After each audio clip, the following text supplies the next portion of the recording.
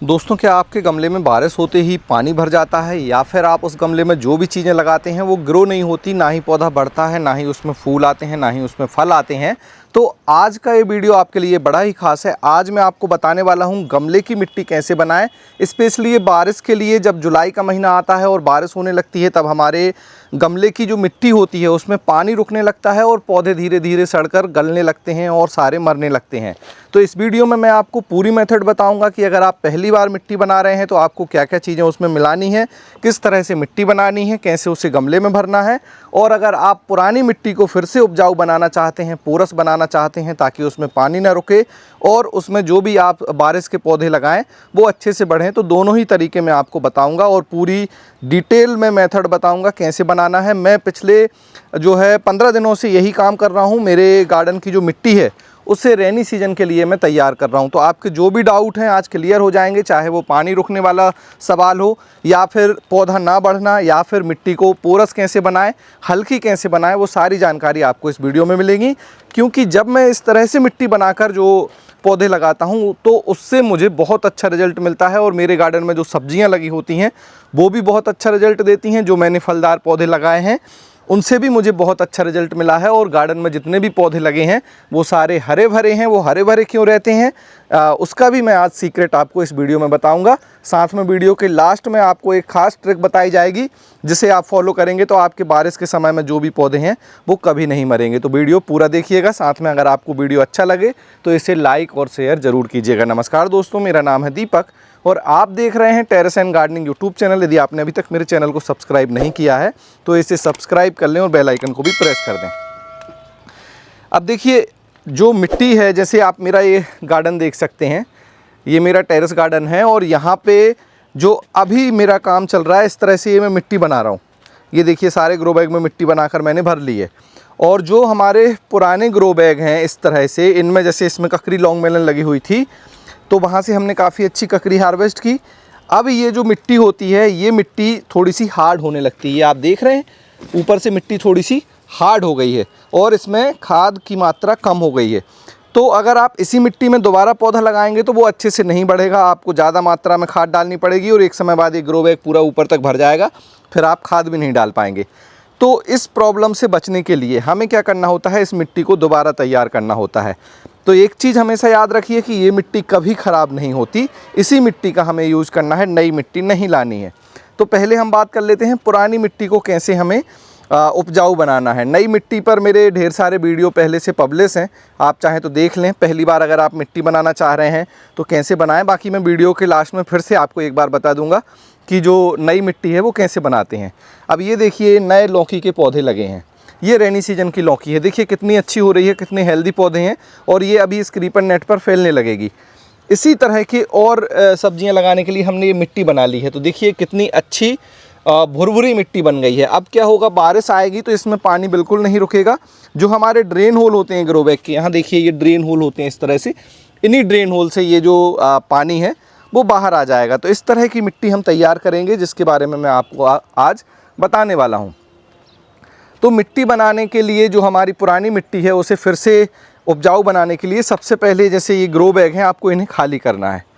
आप क्या करिए, अपने गार्डन में कोई खाली जगह देखिए जहाँ धूप आती हो और इस तरह से ग्रो बैग ले लीजिए, अपने पुराने ही बड़ा ग्रो बैग 72, 36, 12 इंच या फिर बर्मी बेड मिल जाता है तो वो ले लीजिए और उसमें मिट्टी को खाली कर दीजिए। ये देखिए, कल शाम को हमने ये मिट्टी खाली की।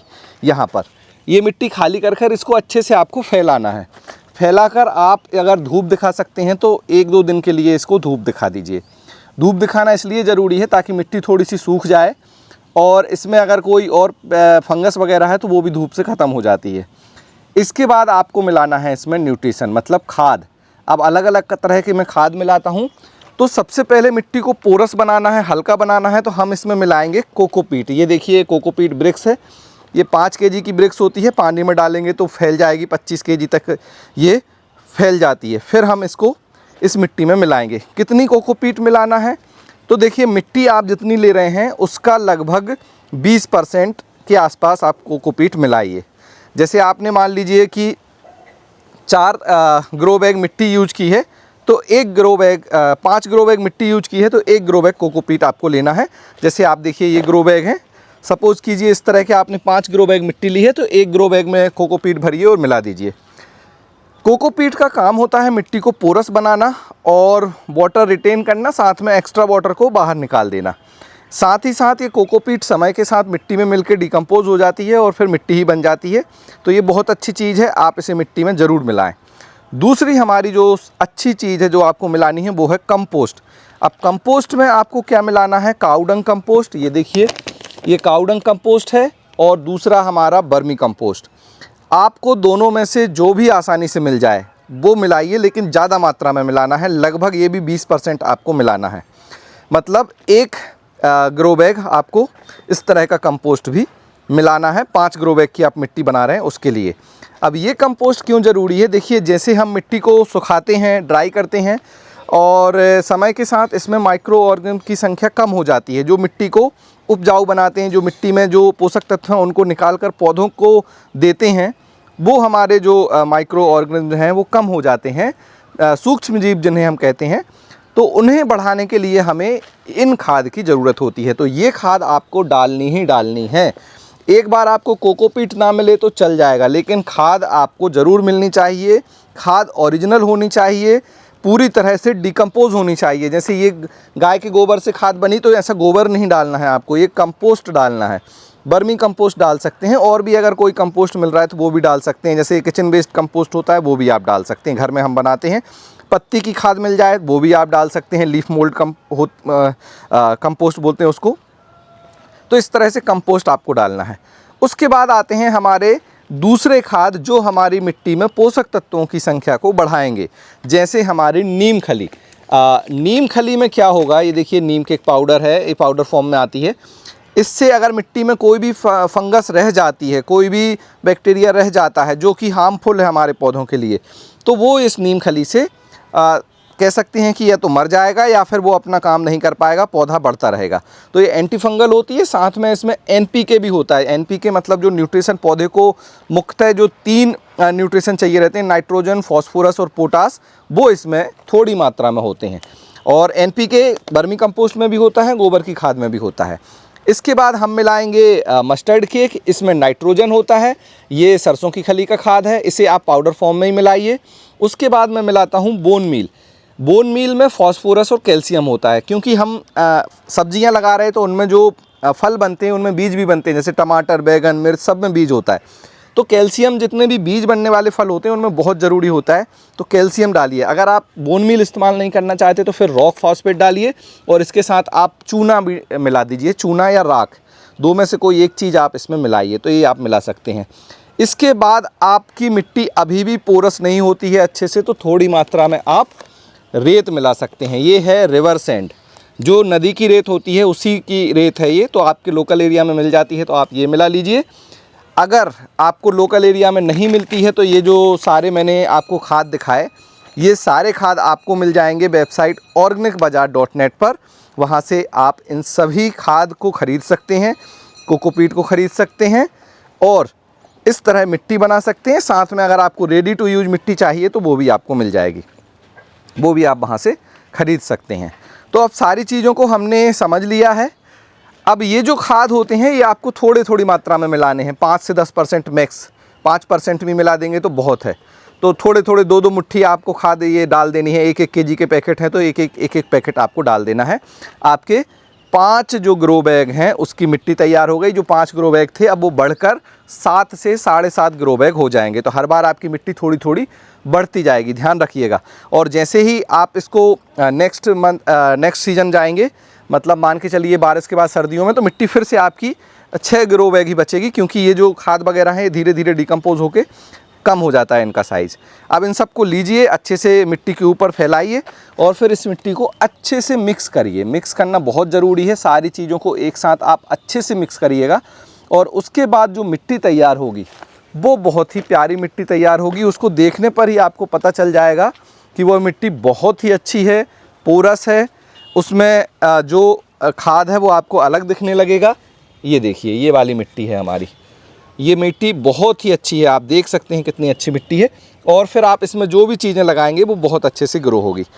अब ग्रो बैग कैसे भरना है, गमला हो या ग्रो बैग, गमले के नीचे बहुत सारे लोग टूटे हुए गमले के पीस ही रख देते हैं। उससे अच्छा है आप इसके नीचे या तो जो गार्डन के पत्ते निकलते हैं वो डाल दीजिए, थोड़ा बहुत अगर आपको पत्तियां मिल जाती हैं तो वो डाल दीजिए, नहीं मिल रहा है तो कोकोपीट डाल दीजिए।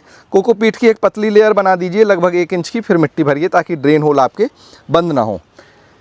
अब तो ये बात हो गई हमारी पुरानी मिट्टी को कैसे हम उपजाऊ बनाते हैं। अब हम समझ लेते हैं पहली बार मिट्टी कैसे बनाना है। देखिए उस पर तो मेरे अब वीडियो है, आप बेकार से बेकार मिट्टी ले आइए, कैसी भी लाल पीली काली सब मिट्टी उपजाऊ होती है, बस आपको उसमें सही तरीके से न्यूट्रिशन डालना है।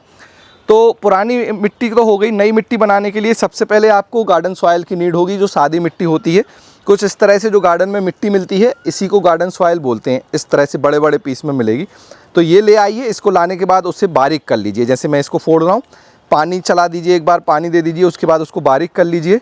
इसकी मात्रा आपको लेनी है 30%, मतलब कि 3 हिस्से में से 1 हिस्सा आपको ये नॉर्मल मिट्टी गार्डन सॉइल लेनी है। उसके बाद 1 हिस्सा लेना है आपको कोकोपीट, जो हमने अभी वीडियो के स्टार्टिंग में देखा था। उसके बाद हमने लेना है कंपोस्ट, मतलब खाद में कौन सी खाद, गोबर की खाद, वर्मी कंपोस्ट, इस तरह की खाद लेना है 30%। तो ऐसे करके 90% आपका जो ये तीनों चीज़ें हो जाएंगी, और 10% में नीम केक, सरसों की खली, बोन मील, मस्टर्ड केक, इस तरह की जो है चीज़ों को आप मिलाइए तो आपकी नई मिट्टी तैयार हो गई। और इसमें भी आप सेम जो भी पौधा लगाएंगे वो बहुत अच्छे से बढ़ेगा। दोनों तरह की मिट्टी बहुत अच्छे से काम करती हैं टेरेस गार्डनिंग में, होम गार्डनिंग में पौधे लगाने के लिए। और बहुत ही कह सकते हैं कि इसमें जब भी आप कोई भी चीज़ लगाएंगे बहुत अच्छे से होगी। बार बार खाद भी नहीं देना पड़ेगा। हम पहली बार ही इतना खाद मिला रहे हैं कि हमें बार बार पौधे को खाद नहीं देना है, महीने में 1 बार फिर आप खाद दे दीजिए। और सीज़न जब चेंज होता है तो साल में कम से कम 2 बार मिट्टी को फिर से उसमें खाद मिलाइए, और 1 बार तो मिलाना ज़रूरी है। सबसे अच्छा समय गर्मियों का होता है जो अभी चल रहा है। इस समय आप मिट्टी को फिर से उपजाऊ बना सकते हैं, उसमें खाद मिला सकते हैं। बाकी आप रेनी सीजन के बाद सर्दियों में भी ये काम कर सकते हैं।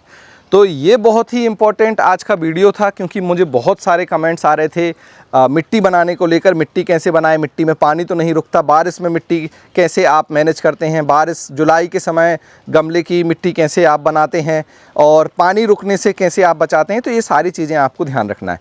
इसके अलावा आप एक और चीज़ समझिए कि जो सारे क्वेश्चन हैं मैंने सारे क्वेश्चन का आंसर आपको दे दिया। ड्रेन होल का आपको विशेष ध्यान रखना है।